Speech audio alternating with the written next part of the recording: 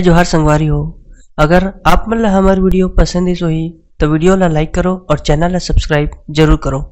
और हाँ, बेल आइकन ला जरूर दबाओ ताकि हमार नवा अवैया वीडियो आप मन ला सबले पहले मिले। जय जोहार, जय छत्तीसगढ़।